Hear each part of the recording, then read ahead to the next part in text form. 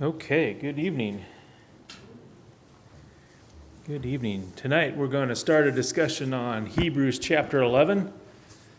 Very familiar chapter with most all of us, but we're going to take some time to dive in and remind ourselves why Hebrews chapter 11 was written. So we'll use that tonight. Let's go ahead and start tonight off with a prayer. Most dear Heavenly Father, I want to thank you so much for another great opportunity we can get together and open up your word. We ask, Father, to listen to the words you've given us and to utilize the lessons that we have to gain knowledge from. Help us to learn from our mistakes, help us to learn from others' mistakes, and help us to utilize the characters that are in chapter 11 as examples for us to model. And we'd ask, Father, that you would be with us as we keep your Son, Jesus Christ, and his example and perfect sacrifice in our minds. Help us to keep all of the words you've given to us. And then, of course, help us to spread the good news that forgiveness is for everyone through Christ. And we pray in his name. Amen. All right. Hebrews chapter 11. Did anybody have a chance to read that chapter before tonight? That's always a great question to start off with. Are you prepared? So let's go ahead and get started. There's several different examples in there. I think it's an interesting spot. After all of the arguments and logic that were laid out in the first 10 chapters, if we could summarize what those were, what would that look like? What's the summarization of the first 10 chapters of Hebrews so far? Christ is a perfect sacrifice, and the old law is no comparison to the new law in Christ. That's good, right? So Christ is head over the new law. He is the perfect sacrifice. He's the perfect high priest. The new covenant is much better than the old covenant. The new covenant is given with a promise and an oath. And we have those promises available to us. And so you've spent 10 chapters talking about the comparison of the two. Yes, Larry? There's also a strong idea of running through those 10 chapters of how would you give that up for going back to something into it. Good, right. So again, coming back to the audience was thinking about going back to the old law to maybe help avert some punishment or persecution that they're looking at. And Larry made a great point. Why would you go back to the old one when the new one is so much better? And making sure they understood the difference between the two. So if you go back to something old that's fading away, that's no longer valid, why would you do that? Right? So, good. All right, good. I like that. So after going through all of that, now we have this chapter, which is amazing. So I see it as a chapter of reminder, right? When we look at the audience again, they're going to be reminded. Remember all of these people that have their names written in the Bible. So let's try again. One moment.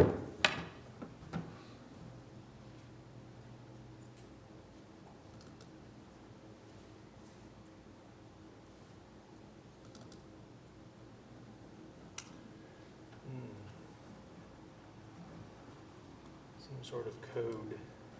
There's a matrix popping up here. I got it. You got it? I'll take care of it. Oh, we're good. I think we're there. Back again. Okay. All right. So let's look at the first 3 verses. Right now, faith is the assurance of things hoped for, and the conviction of things not seen. For by it the people of old received their commendation.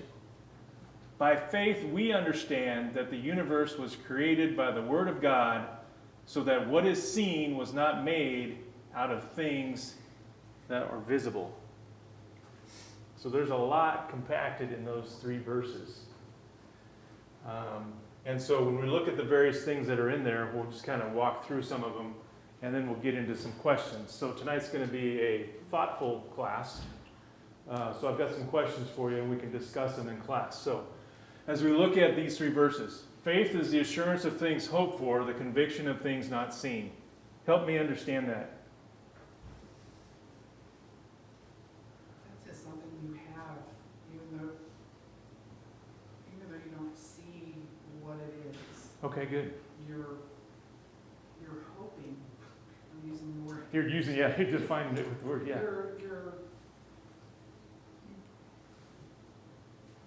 can't even use faith. I know what it is. Yeah. Maybe use the word confidence. I think confidence would be a good one. Yes, Michael. When I think of assurance of things hoped for, I like the certainty. Certainty. You know it is there. Mm-hmm. Okay, so certainty of things hoped for. Conviction. What about that word? Conviction of things not seen. This one's a little easier for me. Phil?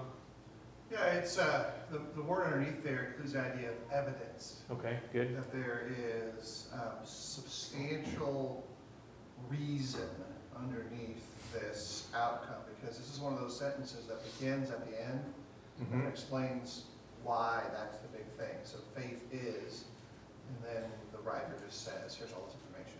Yeah. Evidence, hope, and they're all intertwined there. So conviction there's evidence of the things you have not seen. Okay, good. Good. I like that. Evidence.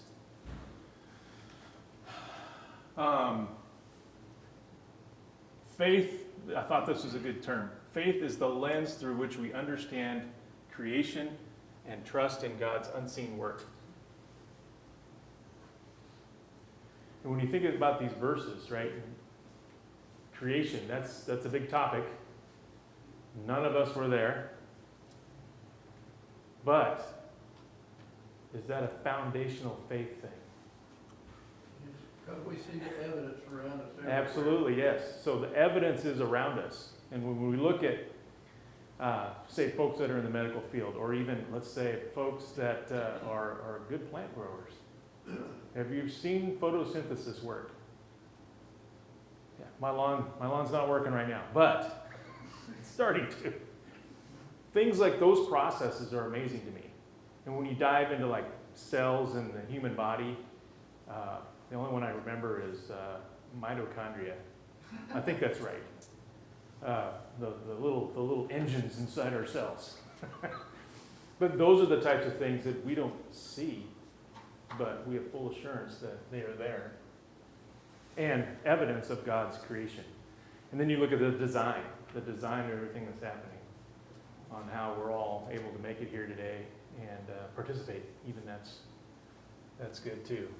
So the lens in which we understand creation and trust God's unseen work. This is unseen work because we didn't actually witness it ourselves. So that's kind of what I'm coming from there. Okay. And then let's look at a few things. How does this definition of faith apply to our daily walk? And that's kind of a question for us. How are we going to look at that? So we've got a few verses there to take a look at. Let's go ahead and look at 2 Corinthians, if I can get there real quick. 2 Corinthians 5:7. And if y'all can get to those verses before I do, feel free to participate. For we walk by faith and not by sight. We walk by faith and not by sight. Okay, good. Gives you kind of some insight to that, right? That kind of goes with the trusting in God, right? How about Romans 8? For in this hope we were saved. Now hope that is seen is not hope, for who hopes for what he sees? But if we hope for what we do not see, we wait for it with patience. Okay, hoping for what we do not see. So in essence, are we hoping for something we do not see? Yes. Okay, good. Anyone got John 20? John 20:29.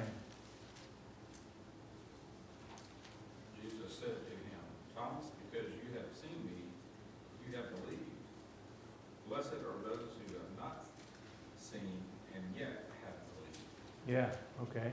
So going back to the incident with Thomas and saying, here I am, blessed are those who have faith but have not seen. And I guess we could be in that category too, right? We're in that category. Good. James 1:6.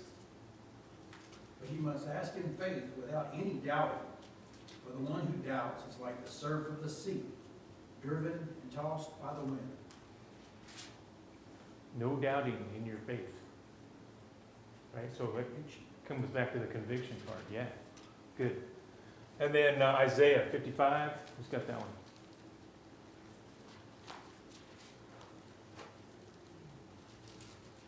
For my thoughts are not your thoughts, neither are your ways my ways, says the Lord. For as the heavens are higher than the earth, so are my ways higher than your ways, and my thoughts than your thoughts. I like that verse.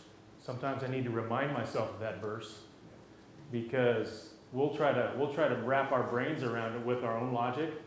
And that verse says that God's thoughts are higher than ours. And we have to come to the realization of that too.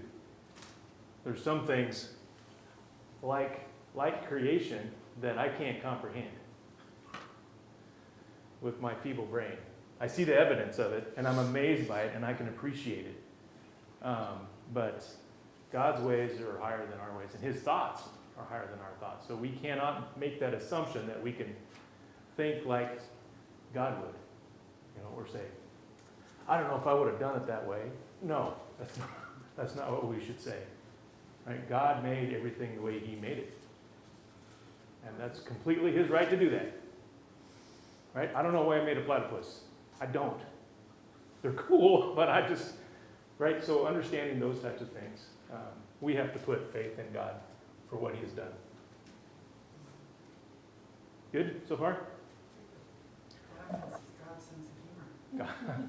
Platypus is God's sense of humor. I like that. Yes. Good. Okay, good. So first three verses. Any other comments or questions on those first three verses? Yes, Michael. I like when I look at things hoped for, you realize it's something I won't look back. You know, when I hope for something, I'm wanting to see this. I hadn't seen it, but I want to. When we see the description of heaven in Revelation and all of the various things, and been through a couple different studies, but it's like the language that's in there is for us to understand because it's going to be so hard to comprehend. Just using language that, yeah, we've seen diamonds, we've seen pearls. It's probably even better than that. But that's what we can wrap our brains around. Okay, good. So as we look at various questions, we've talked a little bit before. What does it mean that faith is the assurance of things hoped for and the conviction of things not seen? I think we've answered that one tonight already. I like that. How does verse 3 connect your faith with our understanding of creation? We did kind of touch on that a little bit as well. I think there's still things that are being discovered, especially when it comes back to prior to, well, let's just say, I struggled with dinosaurs for a really long time, right? I did. I struggled with dinosaurs for a really long time. Then I just finally came to the realization, why couldn't they coexist? They're probably just in different places. Probably in different places. And for me, I'll just say this is my own opinion. The dinosaurs died out during the flood.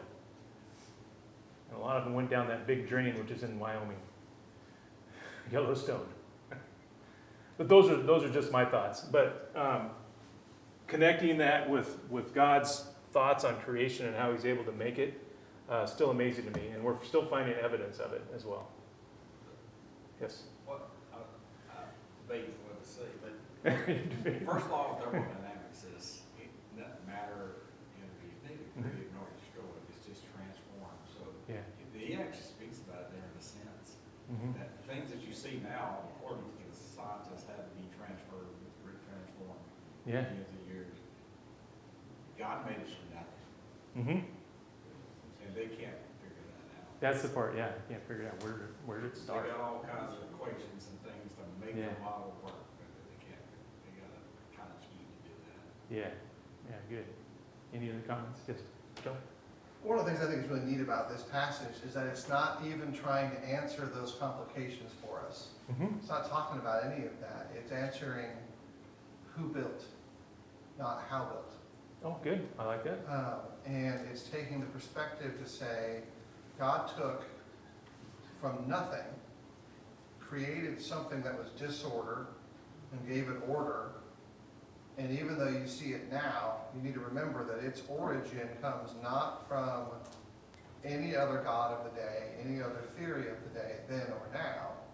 But God is the beginning, middle, and end of the creation perspective. And so the more and more I think about it, the less I'm concerned with the bright shinies that are as perplexing as, what do I do with dinosaurs? Yeah.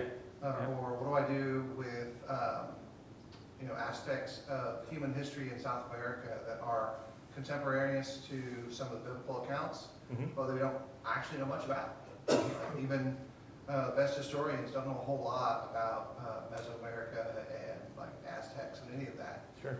But this verse isn't telling us how to figure that out. This verse is reminding us God made, God creates. That then interconnects our faith to what God then promises. If God can create from the spiritual realm and the physical realm, He can also recreate us who have died and are going to meet Christ in the air. Yes, that would kind of complete the full circle, right?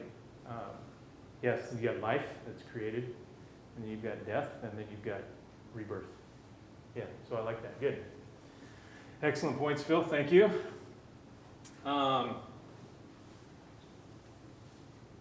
Why is it important for faith to involve both belief and action?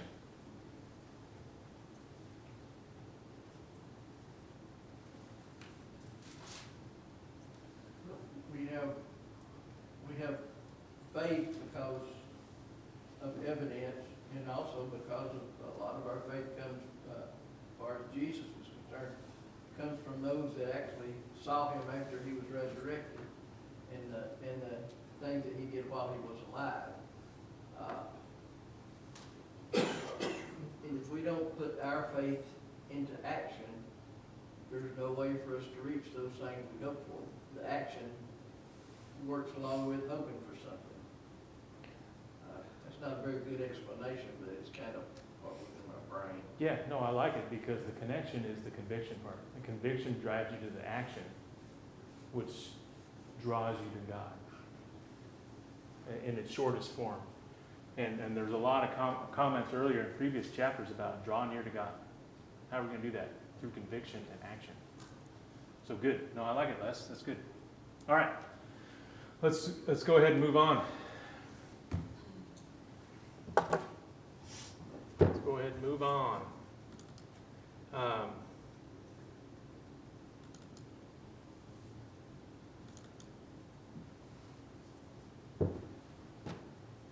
Now I have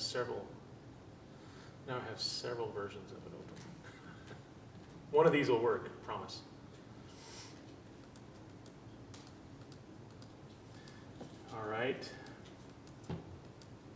All right, so moving on to Hebrews 11, 4 through 7.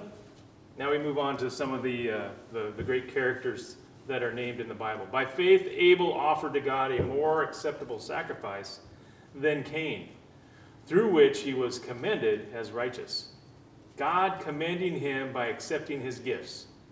And through his faith, though he died, he still speaks.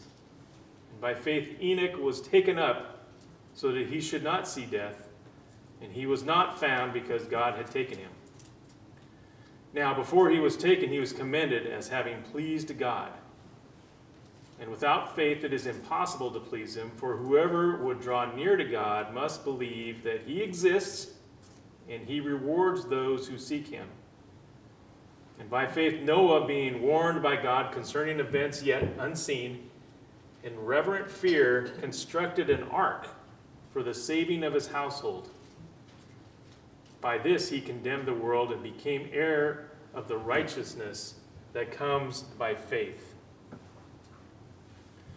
So here you've got several folks mentioned. You've got Abel, Enoch, and Noah. All of these were obviously before Abraham and Moses, but Abel's faith led to an acceptable worship. And how do we know that? God accepted his sacrifice, right? And so then we can take the conversation to, well, how did Abel know what to sacrifice?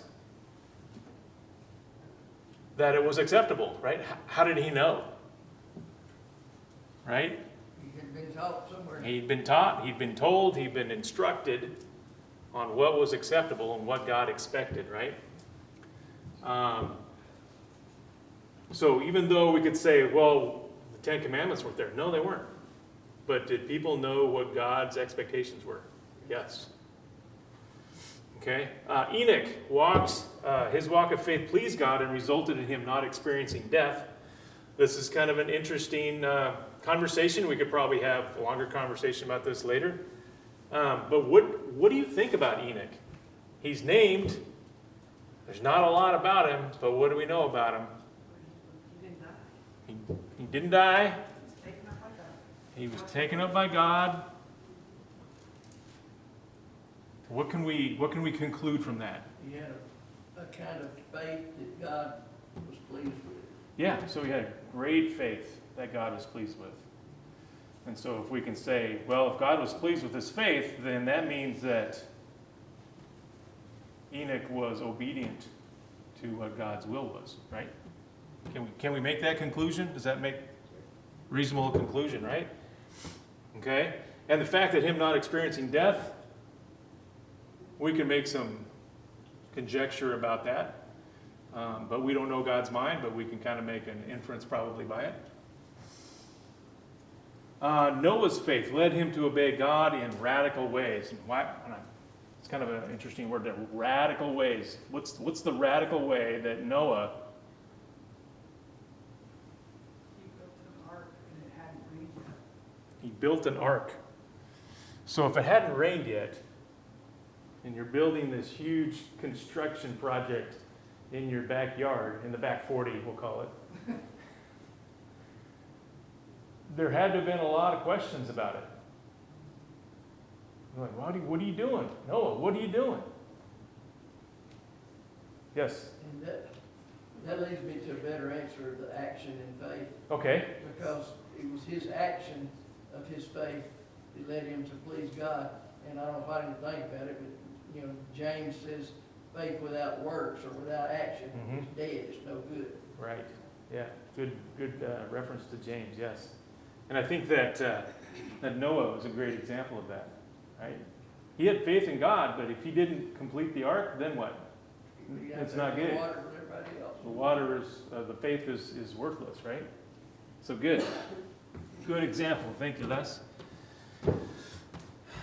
All right, so as we look at those verses in Genesis 4, 3 through 7, so if let me turn over there real quick, see if I can get there as quickly as I can.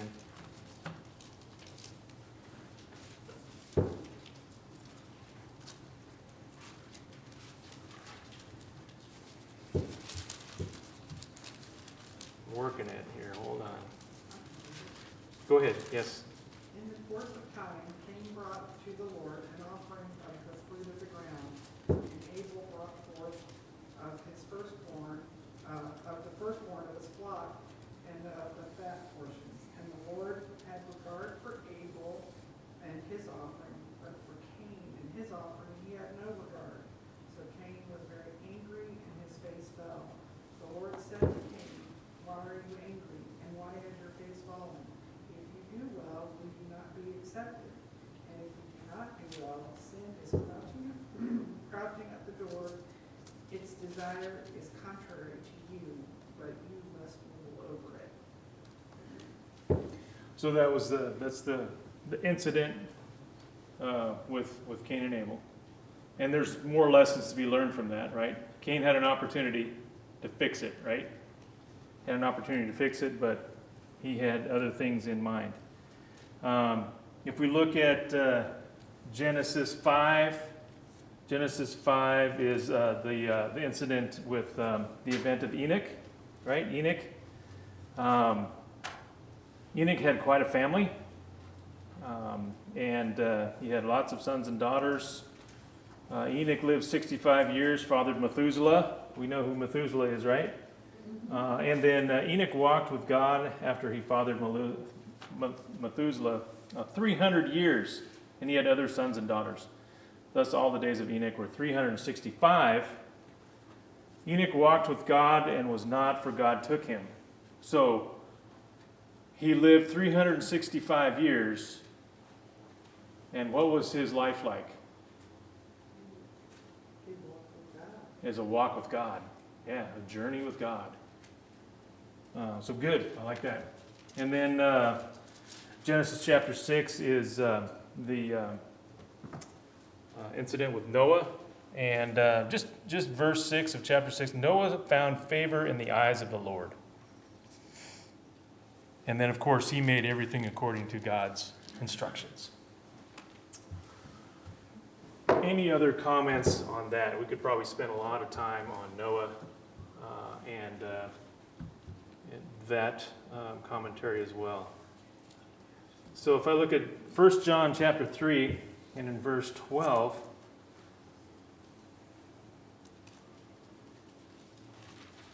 talks about Cain. It says, we should not be like Cain, who was of the evil one and murdered his brother. And why did he murder him? Because his own deeds were evil and his brother's righteous. And then 2 Peter 2:5. Who has that one real quick? He did not spare the ancient world, but preserved Noah, preacher of righteousness, with 7 others, when he brought a flood on the world of the ungodly. Yeah. So preserve Noah through all of that. Good. So you still have these great characters being named throughout the Bible, not only Hebrews 11, but you've got other mentions in 1 John and 2 Peter as well. So we talked a little bit about this. What made Abel's offering more acceptable than Cain's? He didn't do it according to what God told him. Yeah, so it was according to what God wanted. He brought, what did he bring? He brought what he thought would be a good offering. And that was not what was required. Okay? What do you think it means to walk with God like Enoch did? So that's a great question. Here's what we know. Enoch walked with God. What did that walk look like? Can we make any inferences from what his walk looked like, Phil? This is kind of like backing up a little bit and thinking about it. You'll note with Abel and Cain, the story there, it's about the sacrifice, but it's then capped off with murder, with death, with blood. And then the story of Enoch is surrounded by people who lived and died. So Enoch himself is surrounded by death. Okay. It doesn't actually, in the text, talk specifically about the outcome of Enoch's physical form. It just says he was not, or the Septuagint says was not found, he was gone. And then we infer, hey, probably did he experience death? Was he taken up? Because the New Testament tells us a little bit more. We learn a little bit later. And then we get the story of Noah, who's also surrounded by death. Yeah, good point. At high degrees. And so, in context to a very small amount, you could say his walk with God would have included doing whatever it was that God would have asked of him. But by contrast, it's going to be different than the death and rebellion that surrounded him. And so you can at least get that much from the immediacy of the text. So it's definitely a highlight, right? So it's a highlight from what surrounded him. And I guess that's a good question for us too, right? What can we learn from Noah's obedience by building the ark, despite no visible signs of a flood? So that's the action that we're talking about earlier. It's that faith part and the conviction part. Did God tell him it was going to rain?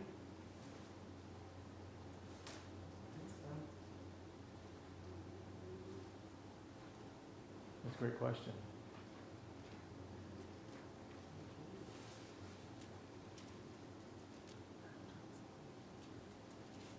Have they seen rain before?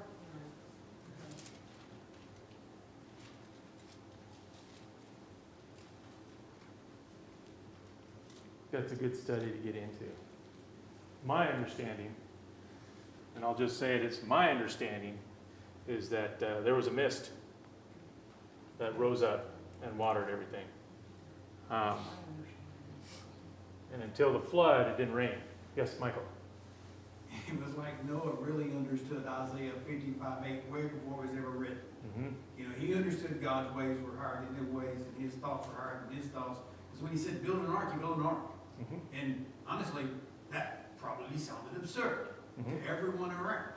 It was like Noah understood that well before we were able to ever read it. Yeah, no, that's a good point as well. Yeah. God's ways are higher than our ways. So he trusted and was convicted and did it. Good. He tells them in Genesis 6:17. First he tells them build an ark, and he says why. Okay. And then verse 17 of chapter 6 says hammer bring a flood. You're going to bring a flood. Yeah, going to bring a flood. So there was water coming up from below and water coming down. And a lot of water. Yes, thank you, sir. All right. Moving on. Chapter 11, 8 through 12. Okay, by faith Abraham obeyed when he was called to go out to a place that he was to receive an inheritance. And he went out, not knowing where he was going. By faith he went to live in the land of promise, as in a foreign land, living in tents with Isaac and Jacob, heirs with him of the same promise. For he was looking forward to the city that has foundations, whose designer and builder is God. By faith Sarah herself received power to conceive, even when she was past the age, since she considered him faithful who had promised.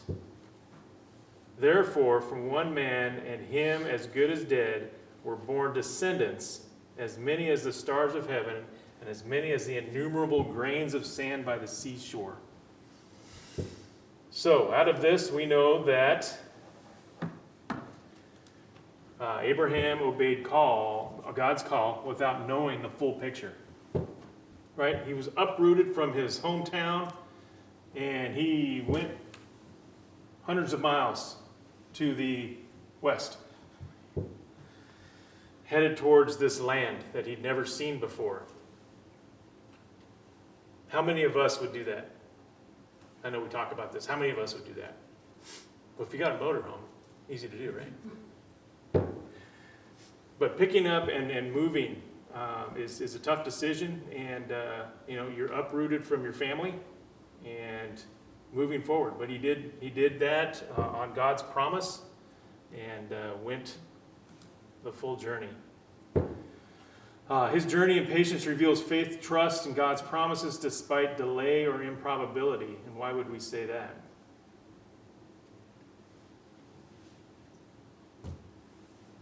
God promised that his seed would be great, Yes. and because it took so long, he thought he would help God and live with a handmaid. Right. And So you've got Abraham's impatience with God's plan, right? But you've also got his trust going forward.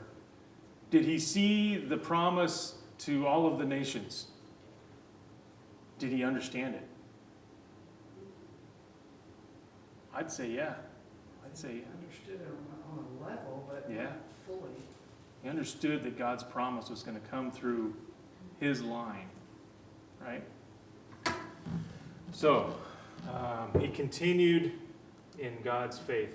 His obedience is an example of when we don't have all the answers. And sometimes I've had conversations with people who, if we're talking about bringing them to Christ, they want to know all the answers first. some answers you need to understand that are critical. Other ones you can work on, right? Other ones that are not as critical to your salvation, but obviously helping us understand what God's mind is. It's all right in here, right? We can wrap our brains around it. But Abraham didn't have all of the answers. He was living through his life through faith. Okay, so we've got the examples there of Genesis and Romans. Okay, he talks about him as being, his actions were rendered to him as righteousness. So the actions that Abraham did continued to show us great examples. Do we have any other comments on Abraham?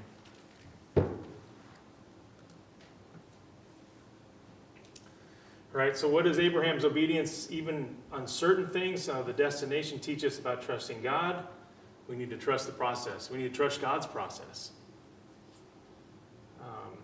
And keep that in mind.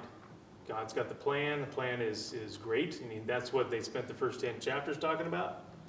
Right? Remember Abraham's obedience.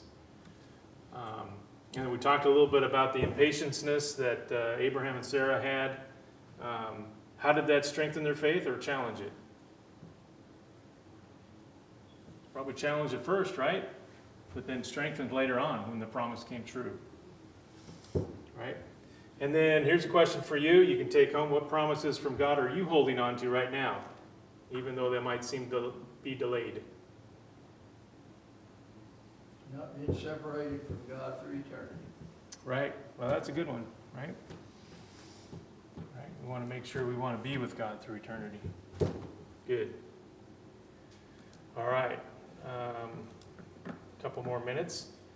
Let's move on to 13 through 16. These all died in faith, not having received the things promised, but having seen them and greeted them from afar, having acknowledged that they were strangers and exiles on the earth. For people who speak thus make it clear that they are seeking a homeland. If they had been thinking of that land from which they had gone out, they would have had the opportunity to return. But as it is, they desire a better country that is a heavenly one. Therefore, God is not ashamed to be called their God, for he has prepared for them a city. So when we look at those verses, all the patriarchs died in faith without receiving the promises, yet they knew they were coming. They considered themselves strangers and pilgrims seeking a better and heavenly country. So there's some verses there to consider as we look at those. But I guess the question that I would like to ask you all is how does viewing ourselves as strangers and pilgrims affect the way that we live today? And while we're at it, what does it mean to seek a better country? Yeah, it's heavenly. How does that shape your goals? Understand this is not our home. Things here are temporary. Yeah, temporary things. Exactly. It's a much better place, so we are strangers and pilgrims. Strangers and pilgrims. Mm-hmm. Going to our final destination, our final homeland. With our faith and conviction as strangers and pilgrims, should we be encouraging other ones to come with us? Right? Yeah. Knowing that this is temporary. Yes? The word he uses in the ESV, but in verse 13, strangers and exiles. Exiles, yes. And that paints it in a completely different ways. You're no longer accepted in your society, your surroundings.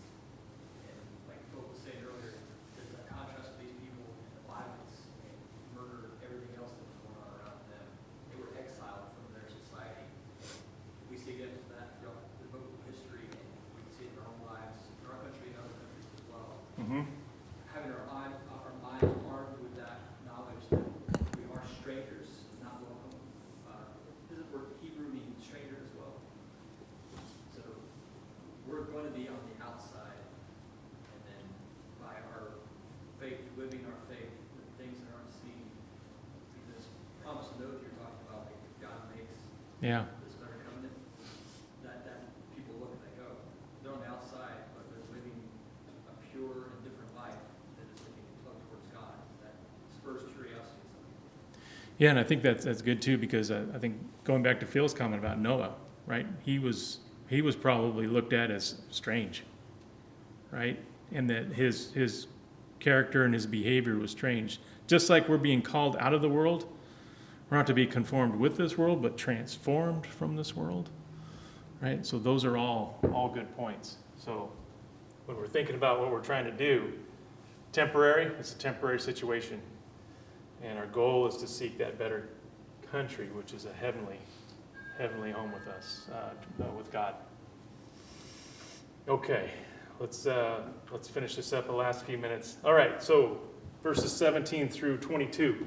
By faith, Abraham, when he was tested, offered up Isaac, and he who had received the promise was in the act of offering up his only son, of whom it was said, through Isaac shall your offspring be named. And he considered that God was able even to raise him from the dead, from which, figuratively speaking, he did receive him back.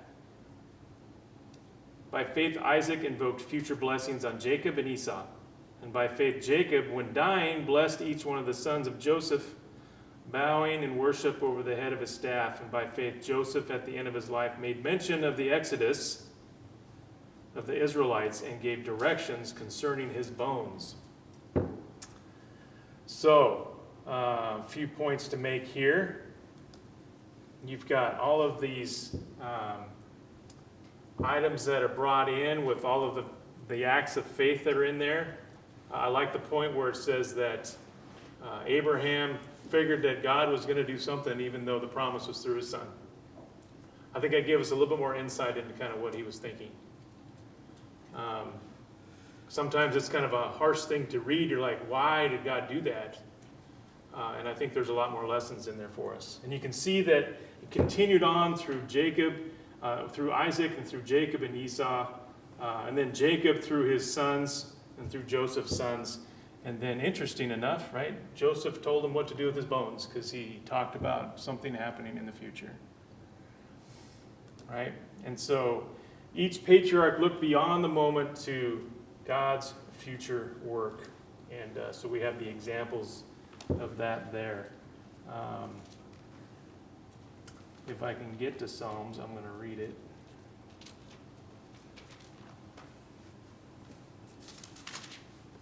Psalm 78, 4 through 7 reads, "And we will not hide them from their children, but will tell them the coming generations, the glorious deeds of the Lord and his might, and the wonders that he has done.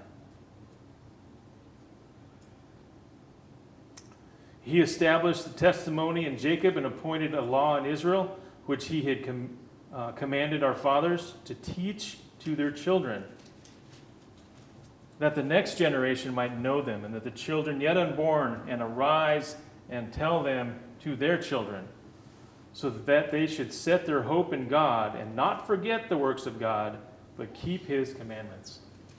That's just a great set of verses.